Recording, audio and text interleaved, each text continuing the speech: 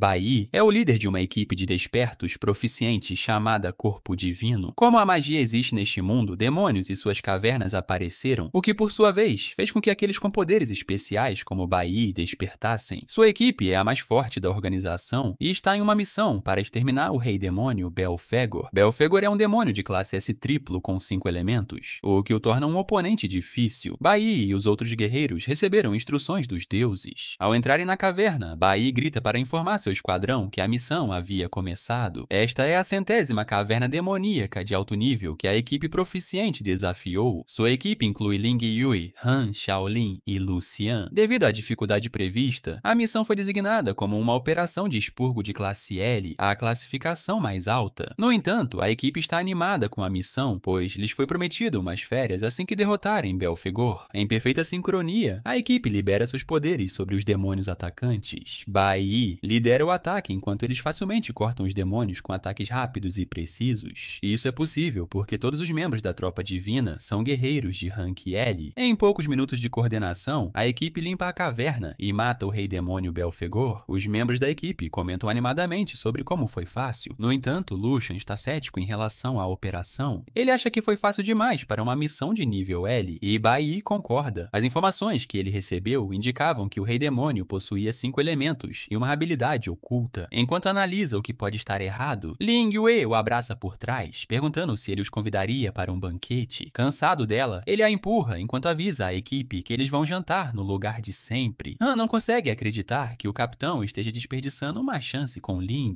Nesse momento, eles notam que o último membro da equipe está desaparecido. Ele não ajudou durante a luta e não estava em lugar nenhum. A equipe não está preocupada, pois já concluiu a missão. De repente, ele aparece atrás deles, levanta a mão e anuncia o início da operação de expurgo. Han é imediatamente atingido na cabeça por um projétil que o mata instantaneamente. O choque percorre a equipe ao ver Han no chão, com metade da cabeça decepada e sangue derramado no chão. Enquanto a equipe ainda está em choque, o traidor revela que a missão de expurgo lhe foi confiada pelo próprio Deus. Bai percebe que não consegue se mover e o traidor revela que eles têm tomado café da manhã com pó paralisante no último mês. O traidor então restringe o restante da equipe com sua habilidade divina, as videiras proibidas, restringindo seus movimentos. Ele explica que recebeu a missão de eliminar a equipe e precisava se preparar. Enquanto ele explica com arrogância, Bai e os outros perguntam por que ele os traiu. O traidor responde que é um decreto divino eliminar os guerreiros da classe L. Ele aperta Bai e os outros com mais força, forçando-os a gritar de dor. Eles perdem lentamente a consciência enquanto tossem sangue, ainda se perguntando por que seu companheiro os traiu. Bai lembra ao homem que o núcleo divino nunca cruzou nenhuma linha que merecesse a morte. Como seguiram todas as regras, Bai quer saber por que tiveram que morrer. O traidor, arrogantemente, diz que Deus não precisa de um motivo para matá-los. Ele se aproxima de Bai e, após estrangulá-lo com suas videiras, lhe dá um soco no peito. Bai não consegue superar a traição, pois considera o traidor parte de sua família. A equipe estava junta há 10 anos e era praticamente inseparável. O traidor ri de Bai por ser ingênuo. Ele lhe diz que nunca foi da família. Desde o primeiro dia em que se juntou ao núcleo divino, ele esteve em uma missão para os deuses. Essencialmente, Bai e sua equipe eram apenas peões. O traidor se juntou à equipe para estudá-los e desempenhou bem seu papel. Bai e a equipe finalmente perdem toda a força vital que lhes restava e entram em colapso. O traidor se posiciona sobre eles e finaliza Bai com um tiro na cabeça. Naquele dia, 22 de maio de 2125, Bai e sua equipe de guerreiros de classe L foram mortos. Seus corpos jazem no chão enquanto o traidor se prepara para suas férias. À medida que a consciência de Bai se esvai, ele de repente ouve uma voz exigindo que eles façam um acordo. Ele fica chocado ao se ver acorrentado em um ambiente desconhecido. Diante dele está um homem assustador de terno e aura sombria. Bai olha mais de perto e percebe que se trata de Belphegor, o rei demônio. Ele se pergunta como o rei demônio ainda está vivo. Belphegor provoca Bai, dizendo que um rei demônio de alto escalão não morreria tão facilmente. Eles estão no domínio da alma dele, onde todo o reino é sua força vital. Cansado da tagarelice do rei demônio, Bai sugere que eles comecem a trabalhar. Vendo a raiva de Bai, o rei demônio propõe um acordo. Belphegor revela que sua habilidade oculta é a regressão à vida. Ele diz a Bai que pode mandá-lo de volta ao passado, dando-lhe a chance de mudar o resultado. Após se lembrar de como sua equipe morreu, Bai não hesita em aceitar a proposta do rei demônio. Ele arde de raiva e jura matar o traidor e os deuses que deram as ordens. O rei demônio fica satisfeito e, além de ajudá-lo, concede a Bai outro presente, o coração de Belphegor. Bai pergunta ao rei demônio por que ele está fazendo fazendo um acordo com ele, mas é expulso antes de receber uma resposta. Quando abre os olhos, ele se encontra em uma sala de aula com seu professor, Huang, gritando com ele. Bai voltou 20 anos no tempo, para o ano de 2105. Isso foi quando Bai estava no ensino fundamental da Academia Desperta do país. Antes de seu despertar, Bai fica surpreso por ter realmente voltado ao passado. A professora o repreende por dormir na sala de aula, especialmente na aula logo antes da cerimônia de despertar. Como punição, a professora o manda ficar no fundo da sala. Ainda em choque, ele caminha lentamente para o fundo, encarando os colegas que não via há quase 20 anos. A professora continua a aula, explicando os 5 poderes elementais: relâmpago, flor, nuvem, nuclear e estelar. Uma pessoa só pode ter um elemento. A professora usa a si mesma como exemplo, afirmando que possui o raro elemento nuvem. Ela então acrescenta que os elementos são divididos em 3 categorias, com base em como se conectam com o corpo: combate, suporte e especial. Ela explica que cada equipe é composta pelos 5 elementos com funções diferentes. A equipe da guilda da escola é um exemplo, composta por um mago estelar, um guerreiro das nuvens, um bardo nuclear e um assassino relâmpago. A professora elogia os alunos por serem raros e diz que o dia do despertar é o mais importante de suas vidas. Existem quase 100 profissões conhecidas para os despertos, classificadas do nível mais baixo, o pó, ao mais alto, o celestial, com níveis intermediários de brasa e abismo. Os alunos têm apenas uma chance de despertar e ela os informa que o status com o qual despertarem determinará seu futuro. Após a aula, os alunos se preparam para o despertar. Bai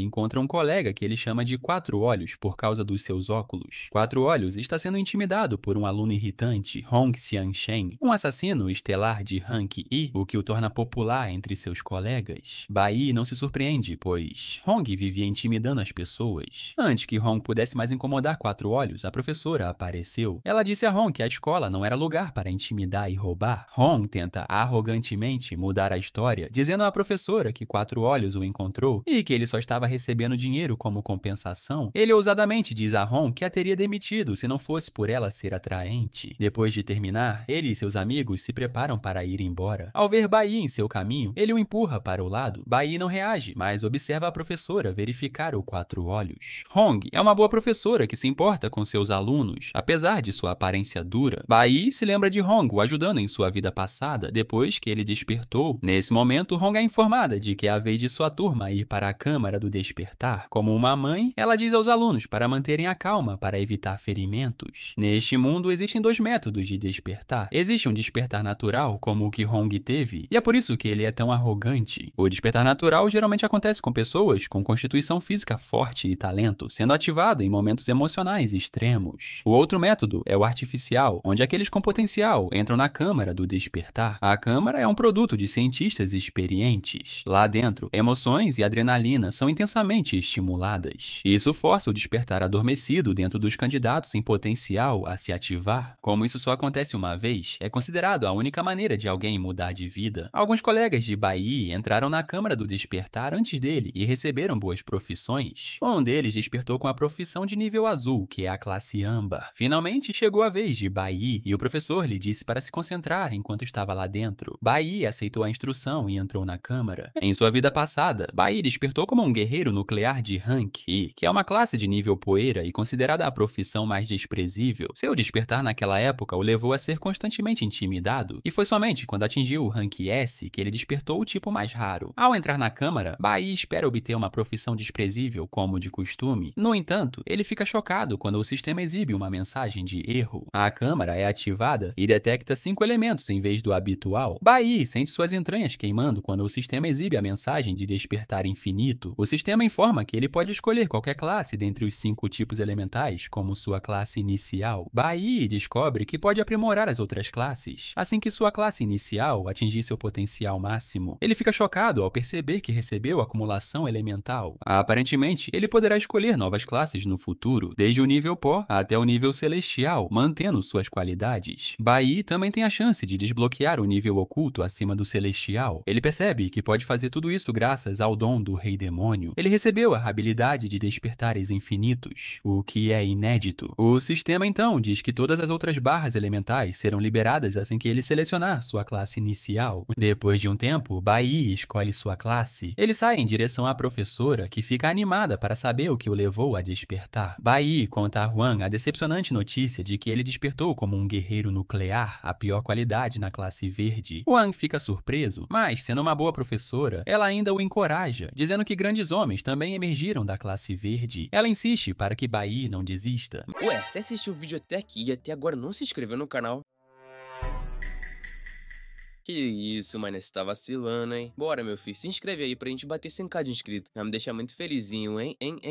Mas ele humildemente lhe diz que não precisa de consolo. Huang ouve a conversa e, como esperado, mete o nariz nela. Ele critica Bai, dizendo que o professor está apenas lhe dando falsas esperanças e que a realidade é diferente. Huang lembra a Bai que a classe poeira significa que ele está na base da cadeia alimentar. Huang continua com seu comportamento arrogante, dizendo a Bai que os deuses escolhem os fortes, enquanto os fracos devem ser pisoteados. A menção aos deuses imediatamente desperta a curiosidade de Bai, mas ele permanece calmo enquanto Huang continua com suas bobagens. Ele lembra Bai que ele terá que sentar na última fileira nas aulas, porque é assim que a sociedade funciona. Aparentemente, os guerreiros de nível celestial sentam-se na frente, seguidos pelo abismo, pela brasa e, finalmente, pelo nível de poeira. Guerreiros de nível de poeira são considerados lixo e só podem negociar com outros de nível inferior. Huang acrescenta que não há como Bai mudar seu destino com trabalho duro, chamando isso de perda de tempo. Huang se aproxima de Huang para falar mal dela, mas Bai já está farto. Ele pega a xícara de café que Huang está segurando e a derrama no rosto. Huang fica chocado sem acreditar no que acabou de acontecer. Ele pergunta com raiva a Bai o que ele pensa que está fazendo, e Bai responde que sua voz é como um ruído para ele. As ações e palavras de Bai são suficientes para irritar Huang, e ele decide que Bai precisa aprender uma lição. Ele desfere um soco em Bai e Huang tenta detê-lo, mas é tarde demais. Sem que ele saiba, Bai já está preparado. Antes do ataque, ele conjura uma espada de luz e bloqueia o ataque de Huang. Ele então se defende, jogando Huang para longe, para espanto de todos. Huang cai no chão enquanto a pose de Bai demonstra que ele fez o mínimo esforço. Huang tosse sangue enquanto tenta entender o que aconteceu. Os outros alunos que assistiam não conseguiam acreditar no que tinham acabado de ver. Aparentemente, Bai escolheu intencionalmente a classe de guerreiro nuclear porque já estava acostumado com ela. Esta era a classe dele em sua vida passada, e ele sabe tudo sobre ela. Huang consegue se levantar e arrogantemente diz a Bai que ele só teve sorte. Ele menciona que é um nível abissal e é completamente diferente de um lixo como o Bai. Huang, com seu olhar aguçado, percebe que Bai não teve sorte. Ela percebe que Bai usa uma habilidade de movimento de alto nível, exclusiva da classe guerreira. Huang sabe que a habilidade de aparar permite ao portador anular um ataque enquanto reflete toda a sua força de volta para o oponente. Ela fica chocada ao ver Bai executá-la com tanta facilidade, pois é uma habilidade que seu mestre não conseguiria dominar após 10 anos de prática intensa. Huang fica ainda mais perplexo com o fato de Bai, tendo acabado de acordar, já ter tanta experiência em combate. Enquanto Huang está perdido em pensamentos, Huang saca uma espada curta, pronto para derrubar Bai. Huang fica furioso e garante a Bai que vai envergonhá-lo na frente de todos. Bai permanece parado, indiferente, revelando que escolheu a classe poeira intencionalmente. Ele sabe que em um futuro próximo, todos os seus críticos verão o lado positivo da classe poeira, mas a essa altura será tarde demais. Os alunos ficam animados quando os dois se posicionam em pose de luta. No entanto, lutar com poderes é proibido na escola. O pai de Huang é um funcionário importante e seu tio é o reitor da escola. Bai, por outro lado, não tem uma família respeitável, o que significa que tem tudo a perder. Quatro Olhos teme ser expulso se lutar contra Huang e pergunta ao professor o que fazer. O professor rapidamente toma a iniciativa. Ela intervém, mandando-os parar, mas Huang já está furioso. Ele quer se vingar de Bai por tê-lo humilhado. Huang ameaça bater em Bai mesmo que ele se ajoelhe e implore. Ele se considera extremamente talentoso, enquanto Bai é apenas um perdedor. O professor também sabe que Huang está certo, já que a diferença entre os atributos deles é enorme. Huang é um guerreiro de nível abismo, o que lhe dá um aumento de 200% em todos os atributos. As classificações do abismo são muito superiores porque seus atributos são o dobro dos de uma classificação de pó ao despertar e podem crescer enquanto a classificação de pó permanece estagnada. Ninguém que assiste, incluindo Quatro Olhos, acredita que Bai tem alguma chance. Eles presumem que ele será esmagado. Quatro Olhos concorda que Huang é uma pessoa repugnante, mas que tem sobrevivido se fazendo de bobo para evitar problemas. Ele acredita que evitar Huang é a única maneira de sobreviver, já que um confronto direto só levará a um final desagradável. Assim que termina de avaliar seu oponente, Huang corre em sua direção. A professora está preocupada e grita para Bai tomar cuidado. Ela presume que Bai planeja parar o ataque de Huang novamente, mas sabe que isso pode não funcionar, pois a habilidade consome muita energia. A velocidade com que Huang está avançando tornará a parada inútil. Até Huang está confiante de que tem vantagem. Bai, no entanto, apenas sorri. Ele não tem interesse em se esquivar, pois tem outra carta na manga. Assim que Huang o alcança, ele ativa a habilidade Flash Blink. Trata-se de um efeito de flash instantâneo que permite ao usuário atravessar obstáculos. Tudo acaba num piscar de olhos, e antes que Huang perceba, Bai o atinge em uma parte vital do corpo. Ele tosse sangue enquanto tenta descobrir quando Bai o alcançou. Ele bate no chão em frustração e humilhação, enquanto os alunos ficam em total descrença. Nenhum dos espectadores percebeu o que Bai fez. A única coisa que viram foi Huang caindo no chão. Nem mesmo a professora tinha ideia do que aconteceu. No entanto, a presidente da turma, Qin, viu o que Bai fez. Qin percebe que Bai dominou o nível mais alto de uso da habilidade básica de um guerreiro e a aplicou durante a luta. Enquanto isso, os alunos questionam o que há de errado com Huang. Na tela de status, Bai percebe que um de seus atributos aumentou porque ele derrotou um oponente. No entanto, ele não está impressionado com os pontos, considerando-os muito poucos. Ele sabe que derrotar demônios é a única maneira de obter pontos mais altos e planeja fazer isso o mais rápido possível. Ainda se debatendo no chão, Huang não está pronto para desistir. Ele diz a Bai para não ir embora, pois ainda não terminou com ele. Ele pega sua faca e tenta atacar Bai por trás, mas antes que consiga, eles ouvem uma voz dizendo para pararem. É o reitor da escola, Honglin, tio de Huang. Lin zomba de Huang, dizendo que ele já fez papel de bobo e manda os alunos voltarem para casa. Ao ouvir a palavra lar, Bai se lembra de que tem um lar. Ele havia esquecido porque acabara de renascer e seus pais já haviam morrido em sua vida passada. Ele se lembra de que algo trágico aconteceu naquele mesmo dia, e antes que a reitora possa se dirigir a ele, sai correndo freneticamente. Até Hong fica chocado quando Bai foge do local. A reitora fica sem palavras, mas se vira para Huang e diz a ela para controlar sua aluna. Ele promete ignorar o ocorrido e Huang agradece. Mais tarde, Hong segue o tio até o escritório para justificar o ocorrido. Ele alega que Bai só teve sorte, mas o tio grita com ele dizendo que Bai o humilhou completamente. Leon ficou parado à distância e viu Bai usar o flash. Ele explica a Hong que, naquela fração de segundo, Bai encontrou seu ponto mais fraco e o atingiu, deixando-o indefeso. O reitor está furioso porque, mesmo com sua experiência, ele não consegue executar a habilidade flash com tanta proficiência. O reitor compara a batalha de Hong com Bai a de um jogador profissional brincando com um novato, deixando claro ao sobrinho que Bai não é um garoto comum. Enquanto isso, Bai corre, pensando em como é importante voltar para casa. Ele chega rapidamente ao prédio, lembrando-se de como as coisas aconteceram em sua vida passada. Ele está pronto para impedir que isso aconteça novamente, mesmo que morra tentando. Bai entra em casa enquanto seu pai assiste TV e sua mãe lava a louça. Ele parece irritado ao entrar e seu pai fica surpreso por ele ter chegado em casa mais cedo. Bai ignora o pai e se concentra na mãe. Com lágrimas nos olhos, ele expressa sua alegria por sua mãe estar bem. Sua mãe é muda e se comunica com Bai usando linguagem de sinais. Ela conta que fez o macarrão agridoce favorito dele, mas Bai imediatamente diz que não está interessado em macarrão hoje. Ele diz que quer comer peixe em conserva. A mãe de Bai tenta argumentar, mas acaba cedendo à teimosia do filho. Ela concorda em pegar o peixe em conserva e Bai se oferece para segui-la, mas seu pai o impede, dizendo que sua mãe pode ir sozinha. Ele se pergunta por que Bai voltou e não o cumprimentou. Ele se levanta, pega sua bebida e pergunta a Bai como foi seu despertar, ansioso para saber como seu filho acordou. Acontece que o pai de Bai, Bai Lingxian, é um guerreiro elétrico de classe e bastante forte, o que o torna perigoso. Bai diz ao pai que não acordou naquele dia porque as coisas demoraram muito. Seu pai exige saber por que ele voltou para casa mais cedo se não tinha acordado. Ele menciona estar decepcionado com a classe de despertar do filho de seu amigo e espera que seu próprio filho desperte com a classificação do abismo. Lingxian afirma que despertou com a classificação do abismo e dedicou seu suor e sangue para criar seu filho. Irritado e com uma aura assustadora, ele exige saber com o que Bai despertou. Envolto pela aura, Bai mente novamente, dizendo que não acordou. Isso só deixa seu pai ainda mais furioso e ele quebra uma garrafa de bebida na cabeça de Bai. Ao descobrir que Bai despertou com o nível poeira, ele fica ainda mais furioso e grita com ele. Lingxian é um homem violento que não consegue controlar suas emoções. Na vida passada de Bai, a fúria e o constrangimento de seu pai por ter alcançado o nível pó se transformaram em violência. Ele bateu em Bai, mas sua mãe interveio, como sempre fazia. Como um menino fraco, Bai só conseguia assistir seu pai espancar sua mãe por 1 hora. A surra era tão forte que uma pancada na cabeça a deixou mentalmente instável. Ele só conseguia chorar ao ver sua mãe ser espancada em sua vida passada. nada, agora renascido, ele almeja mudar as coisas. Ele ainda não tem o que é preciso para desafiar seu pai, um guerreiro de classe Abyss de rank C, e precisará de tempo para subir de nível. As táticas que ele usou contra Hong não funcionarão aqui. Seu pai está em outro nível, com experiência real em combate. Bai percebe tristemente que ainda não pode tocar em seu pai. Seu pai o agarra pelos cabelos, reclamando que se arrepende de Bai ter nascido. Bai sabe que está em uma situação difícil. Seu pai chegou cedo para esperá-lo e não o deixa ir até que esteja satisfeito. Sabendo da violência do pai, ele queria que sua mãe saísse de casa. Bai fica feliz por tê-la resgatado, mas enquanto comemora internamente, recebe um golpe na cabeça. A situação piora quando alguém entra na casa. É sua mãe, a mesma pessoa que ele tentou impedir de testemunhar a violência. A mãe fica horrorizada ao ver Ling Shen batendo na cabeça do filho caído no chão. Ela correu o mais rápido que pôde para alimentar o filho faminto, o que explica seu retorno rápido. Bai fica apavorado ao ver a mãe, imaginando se a história está prestes a se repetir. Como esperado, Ling Shen volta sua atenção para a pobre mulher. Em um flashback, Bai está sentado em uma cela de prisão. Em sua vida passada, ele se tornou a primeira pessoa a avançar do nível verde para o nível platina. Por causa desse feito, seu companheiro de cela se pergunta por que ele foi preso e levado para uma prisão para condenados à morte. A única declaração de Bai foi que ele merecia morrer porque espancou sua mãe até a morte. Ele foi condenado à morte por matar seu pai, em vingança pelo que aconteceu com sua mãe. Agora, no presente, a história está prestes a se repetir. Enquanto Ling Shen continua sua loucura, a mãe de Bai corre para ver como está o filho. Bai sabe que é mais forte do que uma pessoa comum que não teria sobrevivido ao soco do pai. Sua mãe tenta ajudá-lo a se levantar, protegendo-o da fúria do pai. Ling Shen continua seu discurso, dizendo à esposa que ficou feliz quando ela engravidou. Como seus irmãos não conseguiam ter um filho homem, ele acreditava que estava destinado a restaurar a glória da família. No entanto, ele fica enojado com o que se seguiu. Seu filho, sua grande esperança, acordou com a pior classe, a classificação poeira. Ling Shen grita com a esposa, lembrando-a de que Bai não pode avançar porque é uma classe lixo. Ele culpa os genes da esposa pelo resultado. Ling Shen perde o controle e levanta a mão para atingi-la, mas Bai não permite. Ele usa o piscar de olhos para passar pela mãe e bloquear o ataque do pai. Ling Shen é jogado para trás e sorri heroicamente. Sua mãe está preocupada, sabendo o que está por vir. Ling Shen se levanta e caminha arrogantemente em direção ao filho, com a intenção de espancá-lo até a morte. Bai planeja usar o ataque de defesa, mas antes que ele possa ativar a habilidade, o soco de seu pai atravessa sua espada e atinge seu rosto. Bai derrama sangue, percebendo com amargura a enorme diferença de poder entre eles. Antes que ele possa respirar, outro soco vem. Ele o bloqueia com as mãos, mas o choque ainda machuca suas costelas. Ling Shen prepara outro golpe poderoso para colocar seu filho em seu devido lugar, furioso por ele ter a coragem de desafiá-lo. Bai vê o soco chegando, mas não consegue se esquivar ou bloqueá-lo. Ele apenas cobre a cabeça com as mãos, enquanto o golpe a atinge. Ling Shen diz a Bai que ele merece morrer por despertar com uma classe inútil. Mesmo assim, Bai permanece de pé, relutante em deixar a história se repetir. Ver Bai ainda acordado deixa Ling Shen ainda mais furioso. Ele zomba dele, perguntando se ele acha que é o cara de verdade, só porque acordou. Ling Shen pega uma cadeira, pronto para esmagar o filho. A mãe de Bai o segura enquanto se preparam para o golpe. Nesse momento, uma voz autoritária do lado de fora exige que abram a porta. Ling Shen fica decepcionado com a interrupção. A mãe de Bai segura o filho, aliviada pela pausa. No entanto, a batida não é surpresa para Bai, pois ele a preparou. Ling Shen age com firmeza ao abrir a porta, mas sua atitude muda ao ver quem está lá. Dois homens de aparência rude estão parados na porta e perguntam a Ling Shen por que ele demorou tanto. Os dois homens são investigadores da inspetoria, Liang e Chen Jinwoo. Liang é o capitão adjunto vermelho de patente A, enquanto Chen Jinwoo é um azul de patente C. Ling Shen fica chocado ao vê-los e, tremendo, pergunta o que estão fazendo em sua casa. Liang lhe mostra a foto de um criminoso procurado chamado Snow e pergunta a Ling Shen se ele o viu. Aparentemente, o escritório recebeu uma ligação informando que Snow foi visto no prédio, então a polícia está realizando uma busca de casa em casa. Ling Shen fica aliviado ao saber que ele não é o motivo da visita. Ele sorri e diz que não viu Snow. Como Snow é popular e está sempre na TV, ele garante que denunciaria se o encontrasse. Nesse momento, Liang percebe que Bai está mal e pergunta a Ling Shen o que aconteceu. Ling Shen mente, dizendo que seu filho foi descuidado e caiu enquanto fazia compras. Ele dá um tapinha no ombro de Liang, dizendo-lhe para não se preocupar com questões tão triviais. Antes que ele pudesse terminar, Bai interrompe, dizendo aos policiais que seu pai está mentindo. Bai afirma ousadamente que seu pai o agrediu e é por isso que ele está todo ensanguentado. 18 minutos antes, Bai havia usado a cabine telefônica telefônica do apartamento para ligar para a polícia, dizendo que viu Snow no prédio. Ele sabia que eles não brincariam com nenhuma notícia sobre Snow, mas não esperava que chegassem tão rápido. Ele está feliz por eles terem vindo, pois lhe deram tempo suficiente. Ling Shen tenta ignorar as palavras do filho, mentindo que não tem o que é preciso para derrotar o próprio filho. No entanto, Bai Yi rebate com a verdade. Ele conta aos policiais que seu pai o atingiu na cabeça com uma garrafa de vinho e no braço com um banquinho. Bai Yi continua apontando onde seu pai o atingiu, dizendo aos policiais que eles podem avaliar seu corpo em busca de ferimentos. Ele vai mais longe, citando o Estado de Direito, afirmando que os despertadores que não conseguem controlar seu comportamento violento e ferir outras pessoas devem ser detidos na prisão dos despertadores por 15 dias. Os policiais ficam chocados e impressionados com o conhecimento de Bai Yi. Ling Shen se vira para olhar para o filho com desprezo. Com tudo o que Bai Yi disse, Liang não tem escolha a não ser prender Ling Shen.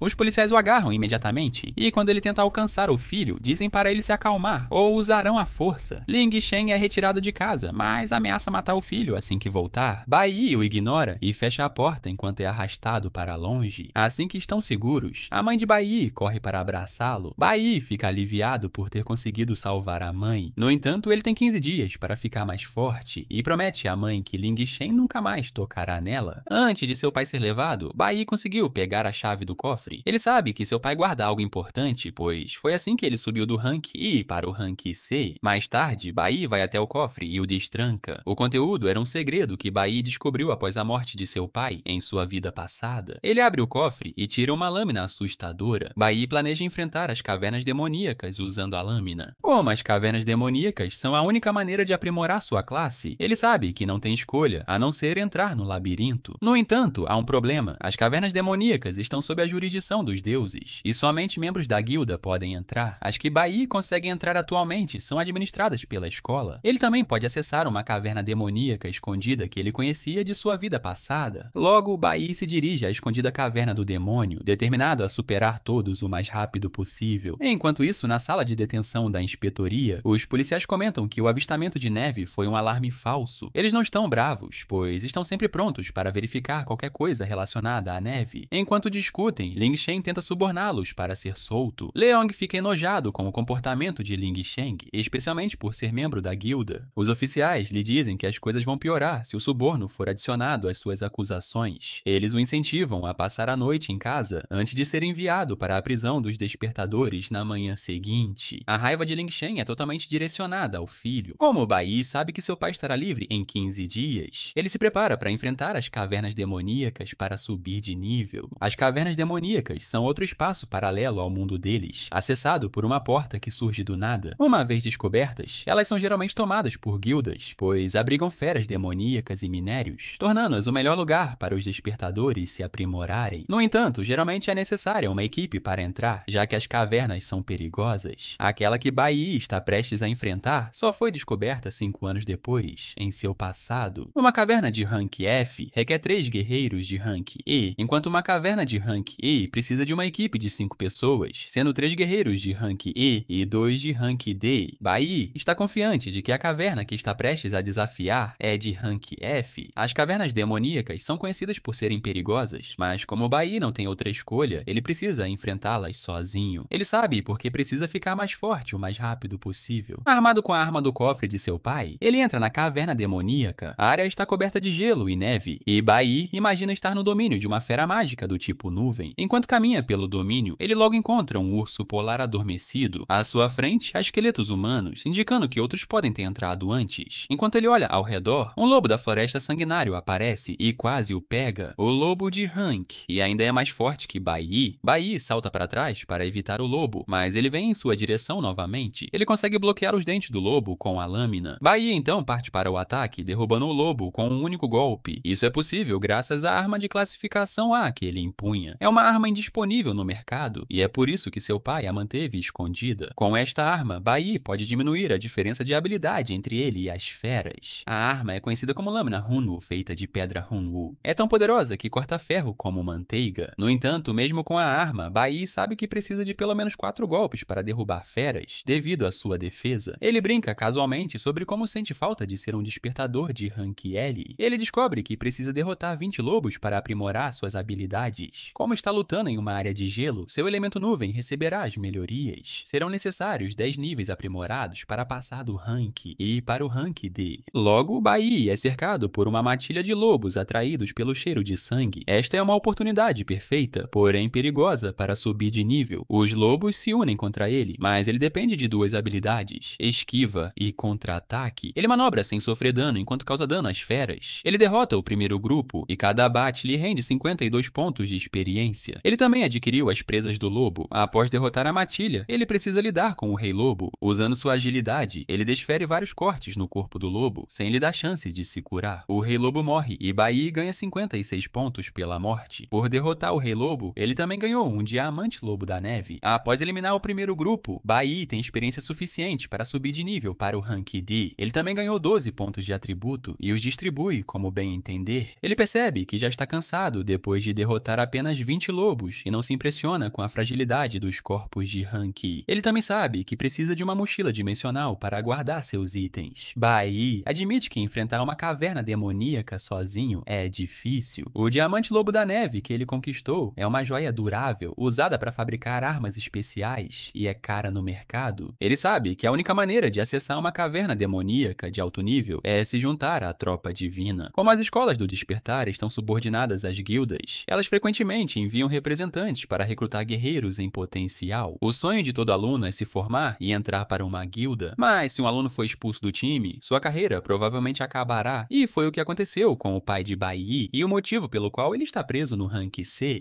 Considerando sua situação atual, Bai percebe que gastará ainda mais energia enfrentando as feras sozinho. Ele já está exausto. Antes que perceba, outra matilha de lobos aparece. Ele decide usar um truque que tem na manga. Ele corre e os lobos o seguem. Ele os conduz para uma floresta onde corta árvores para ganhar espaço. Essa perturbação atrai a outra fera da floresta, a Piton das nuvens. Agora Bai tem que lidar com lobos e pitons. Para escapar da situação, Bai coloca seu plano em ação. Ele solta uma forte explosão na esperança de que acorde uma fera específica. Seu plano funciona quando o urso do gelo adormecido emerge furioso de sua toca. O urso enfurecido ataca tudo o que vê. Os lobos e as pitons não estão a salvo da fúria do urso, pois todos são esmagados. Enquanto o urso ataca, Bai ataca por trás, ganhando vários pontos de experiência. Ele continua com essas táticas, ganhando pontos e obtendo presas de piton e presas de lobo. Bai usa a fraqueza da fera contra elas. Eles são agressivos, mas não têm cérebro. Ao usar o urso contra os outros, ele conserva a resistência. No entanto, ainda precisa acabar com eles para ganhar experiência. Depois de lutar por alguns minutos, Bai está exausto. Ele decide passar para a próxima fase do seu plano. Assim que as feras estão alinhadas, ele atinge o chão de gelo e o quebra para matá-las. Ele estava analisando o terreno e percebeu que estavam em uma ponte de gelo suspensa entre dois penhascos. Este plano brilhante elimina quase todos os animais de uma só vez. Bai está exausto, mas ainda precisa lidar com o urso de gelo e os lobos restantes. O sistema desbloqueia um novo título para ele, um contra 100. Com este título, suas estatísticas aumentam em 10% ao lutar contra vários inimigos. No entanto, Bai ainda não está preocupado com o urso de gelo. Ele sabe que cada caverna tem um chefe final e espera que ele apareça. Ele já causou caos suficiente e se pergunta por que o chefe não apareceu. De repente, um feitiço de gelo atinge a área. Antes que pudesse reagir, ele e as feras à sua frente foram atingidos. Bai percebeu que sua suposição estava errada.